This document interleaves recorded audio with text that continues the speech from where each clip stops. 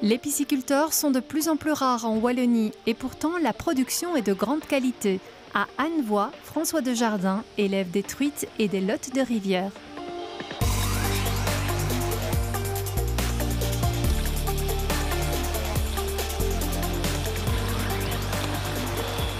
Bonjour François. Bonjour. Alors vous faites quoi là? Je vais les là? remettre dans l'eau. Alors là, je suis en train de trier mes truites. Ah. En fait, c'est le plus gros de mon travail. Ouais. C'est le tri du poisson pour pouvoir répondre de façon la plus précise possible à la demande de mes clients. C'est ça. Mes clients qui vont me demander des truites plutôt autour de 400 grammes, des truites autour de 450 grammes. Et c'est aussi pour pouvoir couvrir les besoins du fumoir. Oui, c'est ça. Okay. Donc ça, c'est vraiment, ça on verra tout à l'heure, mais ça c'est vraiment le plus gros de mon travail, c'est plusieurs fois par semaine.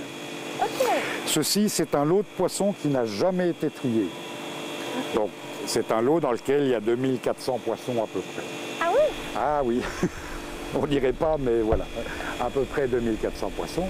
Je vais sortir les plus petites qui vont continuer de grossir et les plus belles, ce qui est utilisable dès maintenant, ça va partir dans une cage. Allez, allons-y. D'accord? Ouais.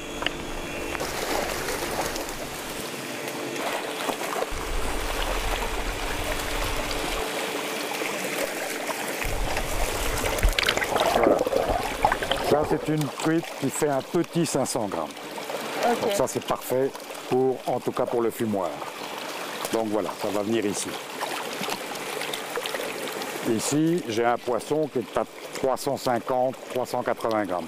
C'est un peu petit, ça peut continuer de grossir.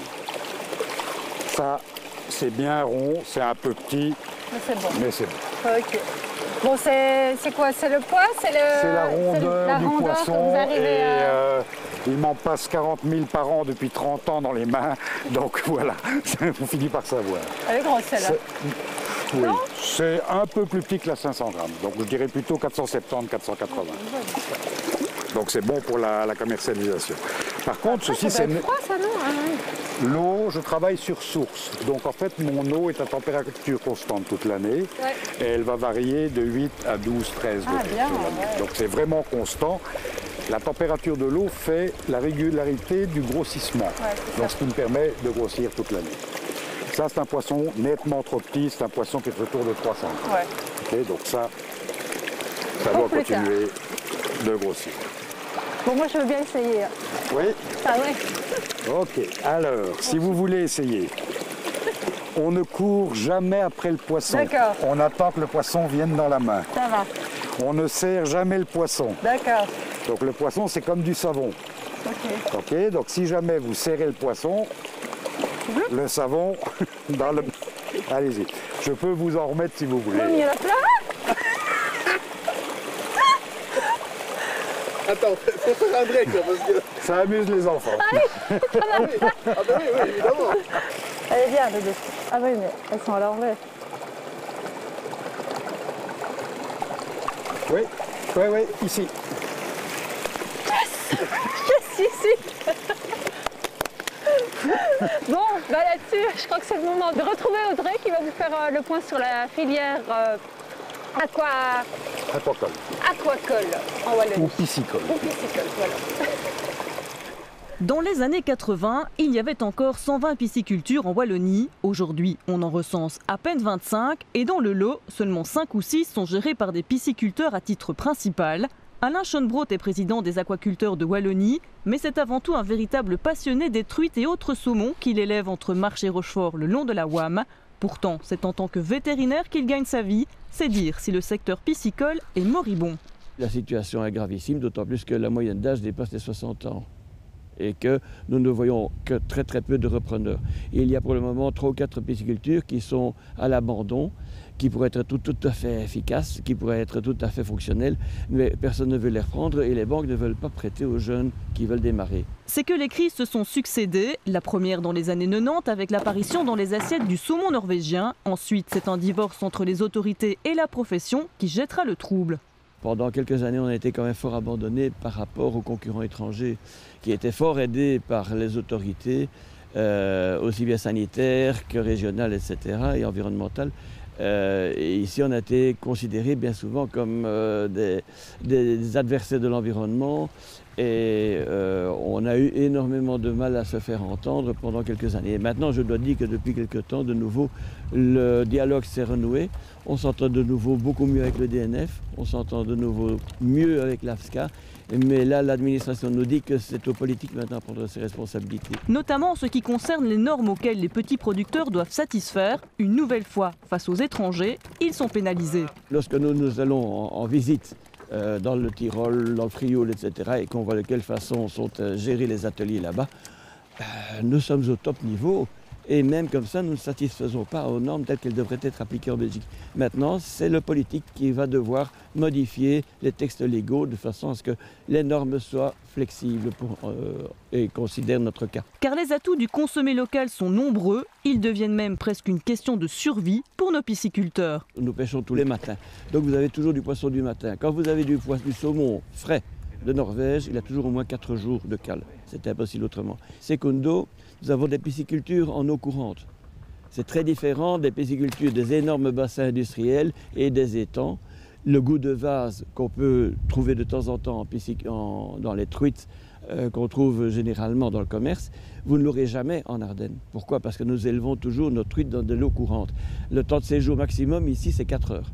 Donc l'eau coule sans arrêt, quasiment et parfois même plus vite que dans une rivière.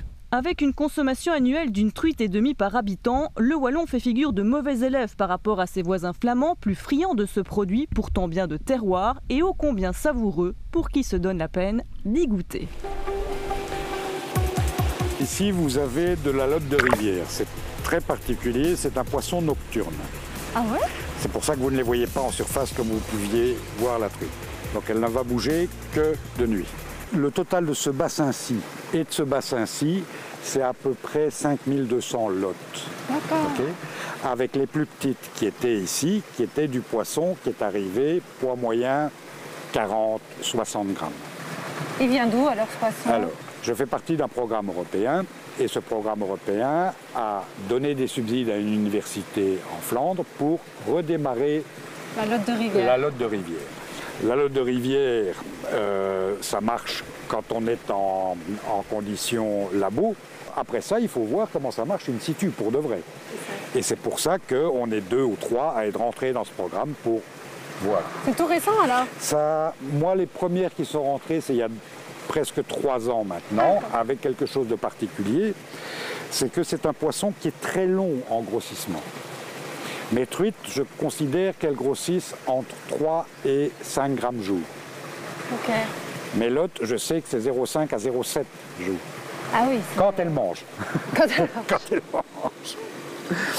Donc voilà. Et c'est aussi bon que la lotte de mer? Ah, c'est de l'avis de beaucoup, c'est bien meilleur. C'est même meilleur. Ah, en oui, même temps, oui, c'est oui. déjà beau la lotte de mer. Par contre, ça n'a pas du tout la même forme. Hein, si C'est pas loin quand même, c'est pas loin. C'est pas loin, hein? Je pense que le poids moyen qu'on a actuellement dans ce lot-là, ça doit tourner autour de 250-300 grammes. Ah oui. Voilà. Alors, c'est un poisson que je ne vais pas manipuler à la main. Non. Pourquoi? Parce qu'une des particularités de la lotte, c'est d'avoir un très gros foie. Et ce foie est considéré par certains comme étant l'équivalent du caviar. Ah. Donc il y a une valeur ajoutée à faire. Mais seulement le prendre en main comme une truite et la serrer, ça veut dire que je risque vraiment de la léser. Ouais. Ceux-là sont arrivés il y a 1 an maintenant. Okay. Celles qui sont arrivées, qui sont en commercialisation maintenant, ce sont des poissons qui sont arrivés il y a 2 ans et demi, 3 ans. Et la partie qu'on va manger, c'est la queue. Si on est doué, on va lever les filets au niveau des dorsaux, mais c'est surtout la queue. Ouais. Donc il faut quand même qu'il y ait une queue qui soit suffisante pour avoir de quoi manger. T'as bien entendu, Okay. j'ai dit une bonne queue. Tous les filets, toutes les protections que vous voyez, c'est pour les hérons. Ouais. Les hérons, c'est une catastrophe en pisciculture. Alors voilà ce que ça devient. Ah ouais. Ça, c'est une lotte qui, à mon avis, fait dans les 900 grammes. Mais regardez le renflement au niveau du ventre. Ça, c'est le foie. OK? Ça, c'est un petit peu plus petit. Je dirais 650 grammes. Ah ouais. Et vous avez vu aussi que c'est un poisson qui est extrêmement gluant. Quand je trie ces poissons-là, je suis obligé de travailler à deux mains pour ne pas léser le foie en les serrant et pour pouvoir essayer d'estimer la longueur. Parce que c'est aussi à la longueur du poisson que je vais me faire une idée de son poids. Je me trompe beaucoup ici, je ne me trompe jamais là-bas. Ouais, c'est ça. D'accord? Et la morphologie d'une lotte à l'autre est différente. Mais c'est quand même plus allongé que la lotte de mer. Hein. C'est plus allongé que la lotte de mer. Ouais. Tout à fait. C'est un régal. J'en ai encore fait c'était vendredi dernier. J'en ai fait au barbecue, c'est délicieux. C'est fin. C'est très très fin. Bien. Je vous propose maintenant d'aller voir une pisciculture tout près de chez vous.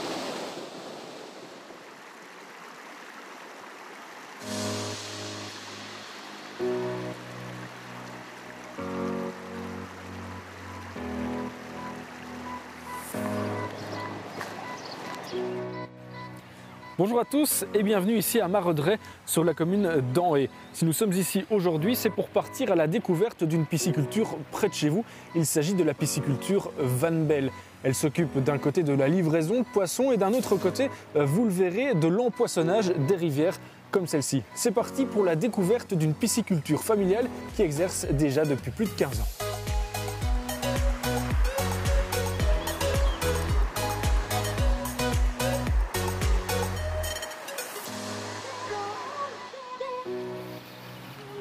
Bonjour Davy. Bonjour. Alors vous êtes le fils de l'exploitant Eric Van Belle pour cette pisciculture ici. On voit sur la pancarte, il est marqué vente en gros, vente aux particuliers. Ça veut dire que quoi concrètement?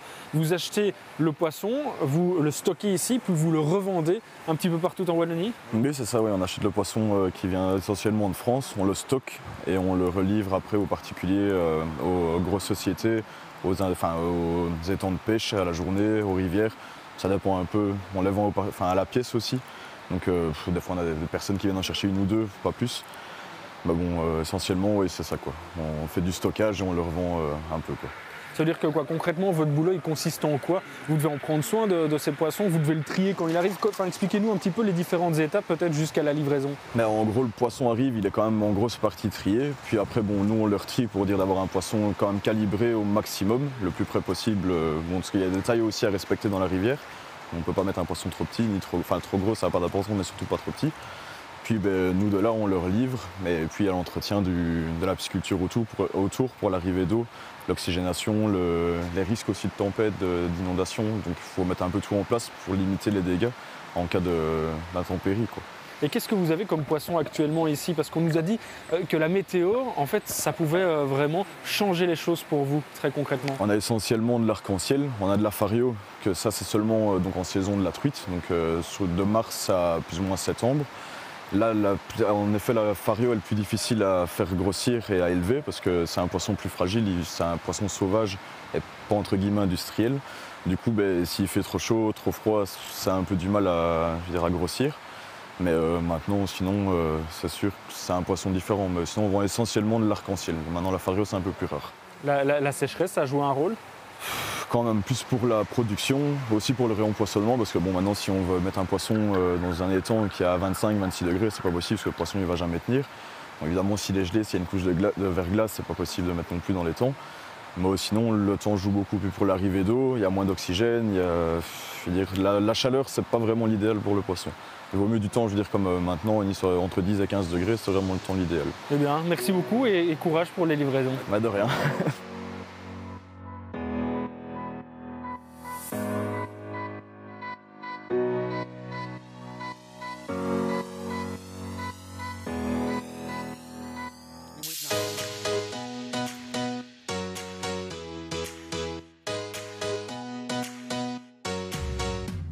Voilà, une. Hello Dominique. Bonjour. Alors c'est ça l'empoissonnage de la rivière? Ben oui, nous réempoissonnons toutes les semaines. Donc c'est un réempoisonnement hebdomadaire pour nos pêcheurs affiliés. On imagine que c'est pratique d'avoir une pisciculture juste à côté de son plan de pêche. Bien sûr, ça. Comme vous pouvez voir, notre équipement est un peu rudimentaire. Sinon, il faut un camion spécifique aux pisciculteurs, quoi. Et ici, est-ce que les truites sont toujours de qualité? Ces Oui, truites arc-en-ciel, oui. elles sont bonnes? Oui, oui. On n'a pas de soucis. Ça fait des années qu'on travaille avec M. Van Beel et nous n'avons jamais eu de problème. Tout se passe très très bien. Eh bien, bon courage et surtout bonne pêche ce week-end alors. Merci, c'est gentil.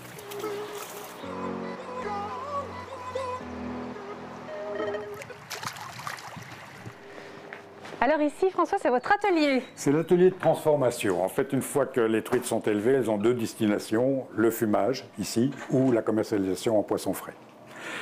Particularité de la façon dont je fume, c'est que c'est un fumage à chaud. Donc il va y avoir un stade de cuisson, alors que le fumage du saumon, par exemple, c'est un fumage à froid. Ah bon? Okay. Oui. Je ne fume qu'au chêne. Oui. Okay. Donc j'ai une sciure qui est ici, qui est très très sèche, et qui va devenir ceci. Je vais la mouiller d'une certaine façon pour qu'elle puisse donner tous ses aromates aux truites au fur et à mesure du fumage. Au niveau du fumage, il y a 3 périodes. Première période qui va être le salage. Ça, c'est la pièce qui est à côté. Puis après ça, elles vont être chargées sur le chariot et on va les fumer. Et là, il y a 2 étapes. Première étape, le séchage. Deuxième étape, le fumage. Le séchage est le plus important. Pourquoi? Parce que les truites n'ont pas forcément exactement le même grammage. Mais par contre, il faut qu'elles soient sèches de la même façon avant de commencer à fumer pour que la petite, la grosse, la moyenne reprennent la même humidité. Et c'est le fait d'avoir mouillé la sciure qui fait qu'il y a de l'humidité qui va se remettre dans le fumoir. Ok. Ça prend combien de temps alors de fumer comme ça? La journée va commencer autour de 6 h du matin pour se terminer vers 16 h, 16 h 30. Ah, 10 heures, quoi. Oui, à peu près. Ouais. Mais vous salez et fumez le même jour? On fait tout le même jour. D'accord. Ce qui n'est pas fait le même jour, c'est l'abattage et l'éviscération. Ouais. Alors pourquoi? Parce qu'il faut que le plus vite possible, le poisson, avant transformation, descende en dessous de 3,7 degrés. Donc c'est pour ça que le poisson qui vient de l'eau à 12 degrés, comme je vous expliquais tout à l'heure, rentre en chambre froide. La saumure est mise en chambre froide aussi. Tout descend en dessous de 3 degrés. Et ce n'est que le lendemain matin que je vais mettre le poisson en saumure. Ok. Bon, il n'y en a pas là en saumure? Non. Et le fumoir ne tourne pas. Par contre, le fumoir a tourné, donc vous allez pouvoir voir quand même. On va aller voir ça. Venez voir. Alors, une fois que le poisson a été fumé, il va rentrer en chambre froide. En chambre froide, il va rester un minimum de 48 heures. Il vient de 65 degrés, il rentre dans une chambre froide qui est à 1 degré, les serres se resserrent et il va s'écouter. Il dessèche. Ah non, il dessèche pas. Voilà comment elles sont. Waouh. Ah, ça sent bon. Ouais. Donc vous voyez qu'elles sont fumées entières et ce n'est qu'après qu'on va lever les filets. Et ça, je vais vous montrer ça maintenant. Oui, mais avant ça, je vous propose de voir d'abord la séquence de Antoine et Pablo. Je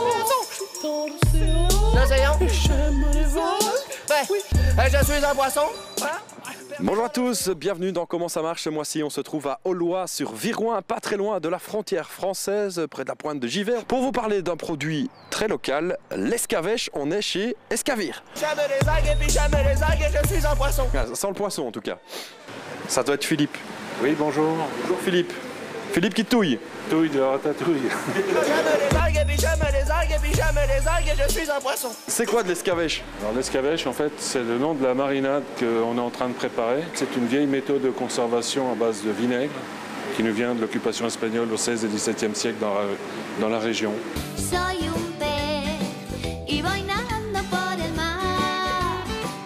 Comme on a beaucoup de lacs et de rivières, les gens ont adopté tout de suite cette méthode pour conserver le poisson. Je suis un poisson.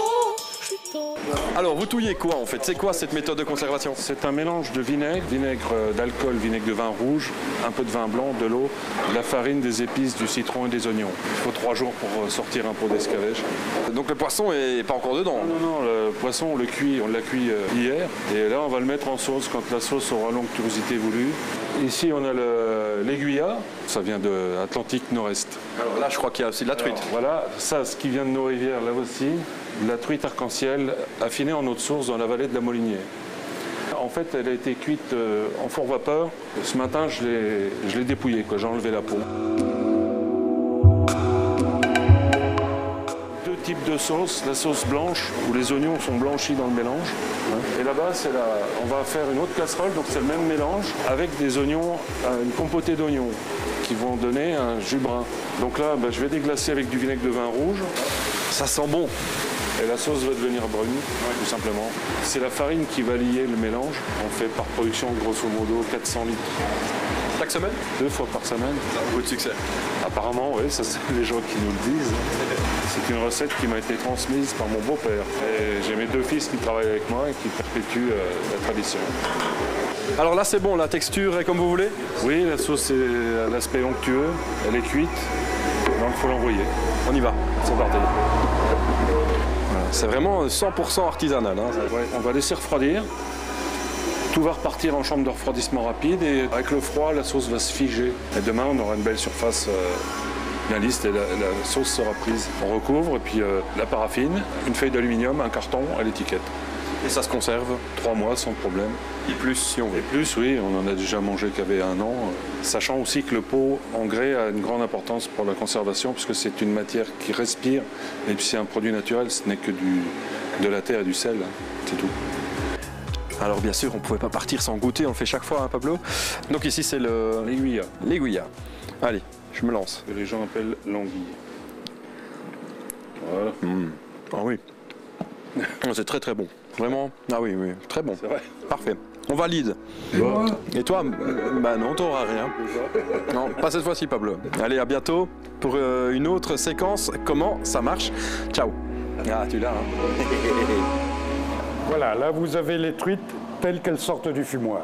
Ok. Sur chaque baguette, il y a de 12 à 14 truites. C'est lourd ça maintenant. Elles ont perdu du poids là alors? On ne touche pas. Pardon. Elles ont perdu du poids. En fait, pour faire 1 kg de truites fumées, il me faut 2,3 kg à 2,4 kg de truites fraîches. Ah ouais. Ok? Faut toucher.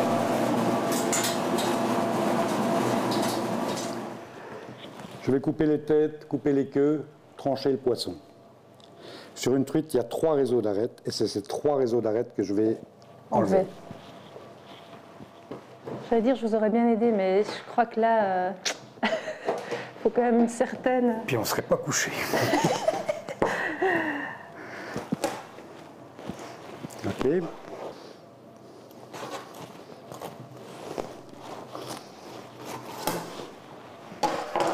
J'ai 2 demi-truites. Donc je glisse mon doigt en dessous et je plie ma colonne vertébrale. D'accord? Je vais décoller les arêtes à ce niveau-là et je remonte jusqu'au-dessus. Je repasse mon couteau. Ok. Je vais décoller ici et enlever ce réseau d'arêtes qui est le réseau d'arêtes de fixation de la sous-caudale. Ici, il y a un petit cartilage. Je gratte pour être sûr qu'il n'y ait plus d'arêtes. Je repasse mon couteau, je prends mon filet, je glisse mon doigt et je tourne autour du filet. Ouais. Bon, on fait le travail quand même. Hein? Les dorsales sont ici et je les enlève.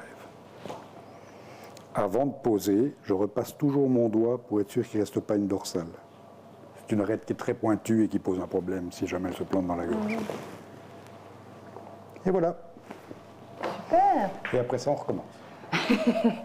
Ouais, ça prend quand même du temps, hein, quoi. C'est quand même... c'est pas très très long. Il faut compter à peu près 1 minute par truite quand on ne discute pas et quand on... vous voyez ce que...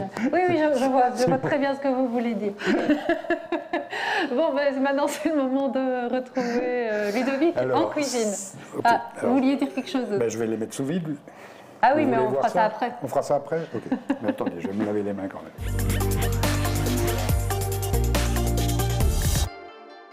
Bonjour, bienvenue dans cette nouvelle séquence de Mangeons Wallon. Aujourd'hui, on fait du canard, le magret canard de la ferme de la Sauvenière. Petit producteur ici dans la région qui travaille vraiment super bien parce qu'ils ont leur élevage eux-mêmes grâce à leur alimentation aussi qu'ils produisent sur la ferme. Et puis maintenant, c'est très récent, mais ils ont leur abattoir. Donc on va apprendre en fait à cuire un magret canard. Au restaurant, on va les cuire à basse température, à 58 degrés pendant plusieurs heures. Et nous, on va essayer d'avoir plus ou moins la même cuisson, mais comme à la maison. On va légèrement saler la chair et on va mettre du poivre uniquement sur le côté chair. On retourne simplement la viande et alors on va lui refaire juste des petits stries très légères pour vraiment pouvoir laisser pénétrer en fait la chaleur au plus proche de la chair. Voilà, on fait un quadrillé. Et en fait la particularité c'est que souvent on pense que le magret canard doit démarrer avec une cuisson vive pour colorer. Et en fait on va faire vraiment le contraire ici. Donc on remet un petit peu de sel sur la graisse aussi pour apporter ce petit goût salé à la graisse. Un petit filet d'huile juste vraiment pour dire que ça ne colle pas. Et on part en fait d'une poêle froide. On y place le magret canard. Et tout doucement, en fait, pendant environ 5 minutes, on va laisser vraiment à feu moyen, voire feu doux. Le gras va fondre. Et puis petit à petit, échelon par échelon, on va augmenter la température. Voilà, ça fait environ 5 minutes que le canard est en train de griller tout doucement. Donc on est sur la position 2 ici. Donc c'est vraiment quasiment le minimum. Et on voit vraiment une belle coloration. Et on voit que la graisse a bien fondu. On retourne la viande et on va encore la laisser cuire pendant 1 minute 30 environ. Dans sa graisse en fait, parce que ça va colorer la chair. Juste après, par la suite, on va laisser reposer au minimum 10 minutes dans une armoire chauffante. La viande ici est bien colorée de l'autre côté pour avoir vraiment un bon goût, une bonne réaction de Maillard. Et on va tout simplement le filmer et le tenir au chaud à environ 55 degrés pendant environ un quart d'heure. Mais voilà, la viande a bien reposé, donc c'est très important quand on cuisine toujours une viande rouge de laisser au minimum le même temps de cuisson que de repos. Hop, simplement, on découvre et alors on va couper. Vous voyez en fait que la technique de cuisson qu'on opère permet en fait d'avoir une cuisson légèrement arrosée de quasiment l'extérieur à 100% jusqu'à l'intérieur et sans avoir vraiment un côté cru ni trop cuit sur les extérieurs. Le fait de prendre le temps permet d'avoir une cuisson comme ça. Donc voilà, là c'est mon petit péché mignon, on va prendre le magret canard, donc je vais vous laisser, je vais manger ça et on se retrouve bientôt. Au revoir. Sachet. Et avant de mettre ceci sous vide, un petit morceau pour chacun, il faut bien que vous fassiez une idée de ce pourquoi vous avez travaillé. Il reste une petite arête. Oui, on ne chipote pas. Bien chef. Sérieusement, là ce sont les arêtes intramusculaires et je vous ai dit, il en reste toujours. Oui, c'est ça. Bon, allez, on goûte. Voilà. C'est fin. Avec Daniel, à goûter. Ça vaut la peine. Super bon. Ah ouais. J'espère que c'est ça. Un petit morceau, je vais le prendre. Ouais, franchement, c'est ça. C'est bon. On goûte encore bien le goût de la truite aussi. C'est pas trop fumé. Je fume très peu et je ne fais pas la conservation par le salage. C'est ça. D'accord. C'est vrai que c'est pas très sujet. Je sale peu, je fume peu, je veux que ça continue de goûter le poisson. Et pas que ce soit complètement masqué par des... Non. Je ne touche pas. Elle n'est pas possible. Donc maintenant, je vais mettre sous vide.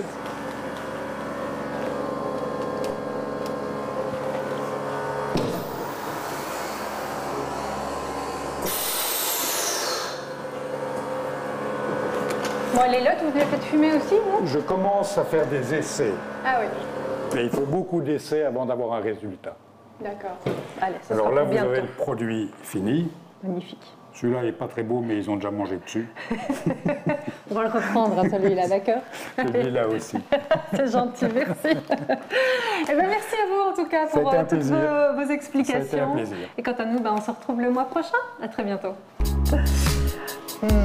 Mais je crois qu'on va vite l'ouvrir, le paquet. Faites ce que vous voulez maintenant. Il est l'heure de manger, en plus, donc...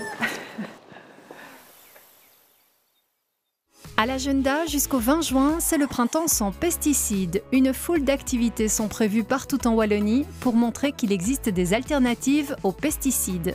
Le week-end de Pâques aura lieu le Wallonie Equestre Event. Organisé pour la première fois à Libramont, ce salon est dédié à toutes les disciplines équestres. Plusieurs fêtes des plantes ont lieu les 27 et 28 avril. Rendez-vous à Selles pour les plantes rares et de collection, à Hellessines pour Jardins en fête et à Rhines pour le Festival des plantes comestibles. À très bientôt!